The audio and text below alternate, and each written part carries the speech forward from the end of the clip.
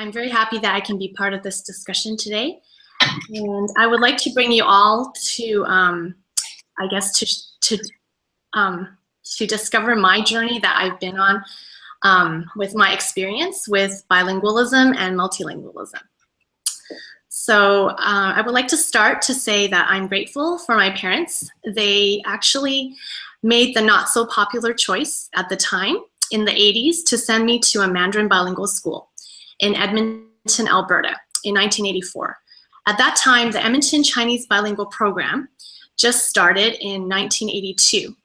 And it began with the Edmonton Chinese Bilingual Education Association, that very long name, which was just a group of parents who wanted their kids to have accessibility to learning Mandarin and learning English at a public school. My parents enrolled me into the program, not being very sure of what was going to happen. They actually immigrated to Canada in 1978, and they are not fluent in English at all. Our household is Cantonese speaking, but my parents felt that learning Mandarin would be useful since the characters were the same. And they were really intrigued by the fact that they would tie Chinese culture into the curriculum. It sounds very wonderful, but I have to share that it was really rough for me in the beginning. I was put into a school where I did not know how to speak Mandarin, and I did not know how to speak English.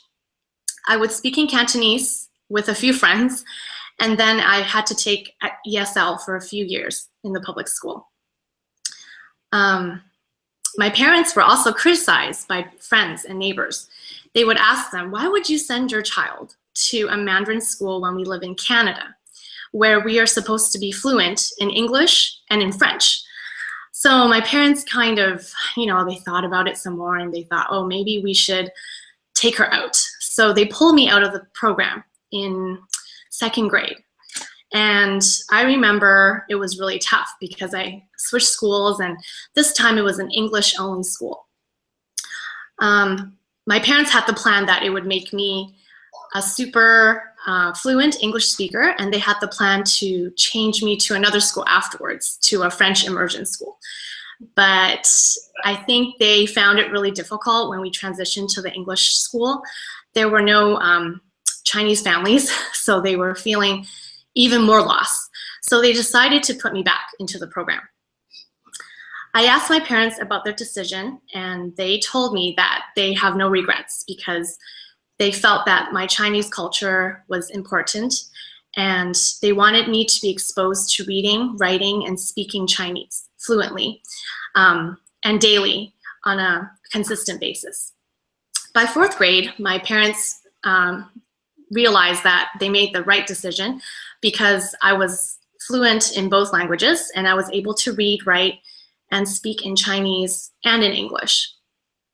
However, they knew that it was not an easy process, and they're very glad that they persevered because the results didn't happen immediately. I want to share this experience in detail with you because I know a lot of families wonder if multilingual education or bilingual education is for them, and whether it's worth all the time, money, and extra effort to bring this to fruition. There are definitely many myths of multilingual education, and I hope that tonight we can attack some of those together. Getting back to my experiences, I continued the Edmonton Chinese Bilingual Program up until high school. And not only did I enjoy it, I loved it so much that I continued it into university, where I decided to minor in Chinese at the U of A. I ended up minoring in it, and shortly after graduation, I became the first kindergarten Mandarin bilingual teacher as a graduate of the program. And I started teaching there at the school that I started out as a Mandarin bilingual student. With life changes, I moved to Ottawa in 2002, and I was very surprised when I got to Ontario that there's no public school offering other languages besides French. So that was quite the shock to me. I think I grew up in a bubble in Edmonton thinking every province had similar programs and systems.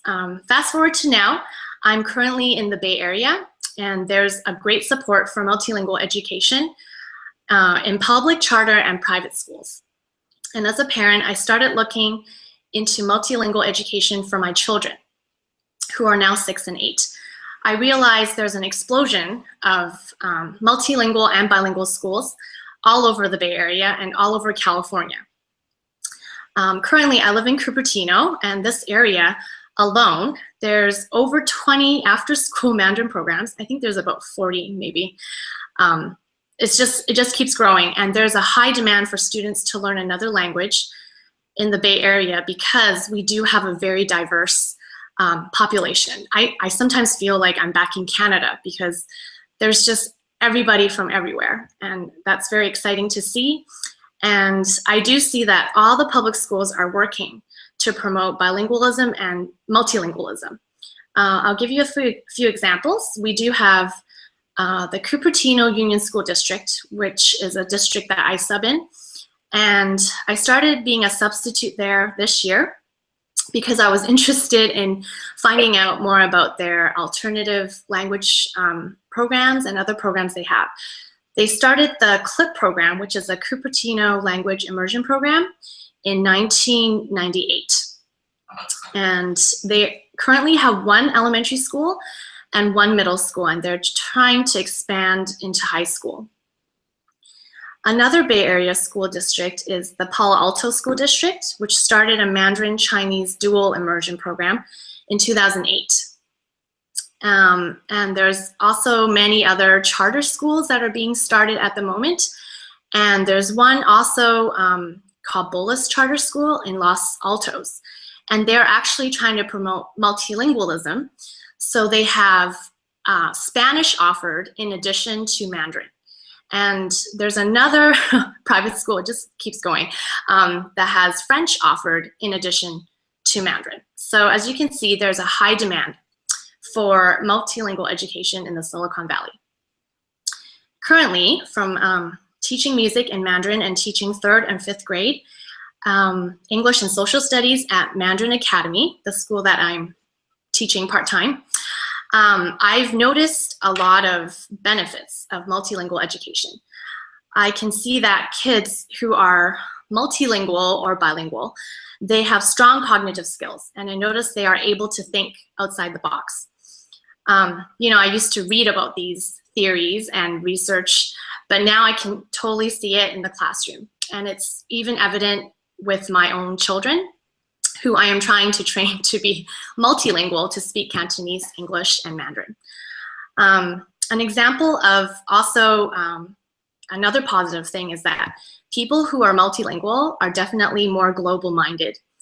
An example of this is just day-to-day life. I would go to the library or the grocery store, and there will be people who just moved here from China or Taiwan, and they are unable to speak English. And I just eagerly jump in, and I'm so thankful that I can speak and help them out. Sometimes my kids ask me, oh, we should learn more languages like Hebrew and Spanish, because our whole neighborhood is full of Hebrew-speaking and Spanish-speaking families as well. So that's something that is even evident in my kids' perspective and in their eyes. So I really hope, you know, like everyone would be able to see the benefits of learning different languages. I just have so much to share, and I don't want to take up too much of your time, but I do want to share about the program that I grew up with in Edmonton. I find it quite extraordinary that Edmonton's Mandarin program began in the 80s, when it was not very popular to start you know, a bilingual program with a small group of students, and it has now grown to 12 schools with over 1,800 students enrolled in kindergarten to 12th grade. And it amazes me that this program still exists, and it exists with regular school curriculum and school hours. And it's amazing that so many people have graduated from this program. I still remember being one of the first graduates to take the Mandarin International Baccalaureate exam. It was so, you know, just a fancy name, I thought, but it just shows that the level of Chinese that we learned was actually quite, it was just very high level, and I didn't even know at that time. And it all began with a group of parents and educators who believed in the importance of multilingual and bilingual education. So my hope for Toronto and all of Ontario, or actually all of Canada, is to have this accessible to everyone. And I hope my sharing will be, I guess, an inspiration or just kind of encouragement that it can happen and it could be successful. And I do want to leave all of you with a quote, one of my favorite quotes from Vivian Cook from a paper that I read on requirements for a multilingual model of language production.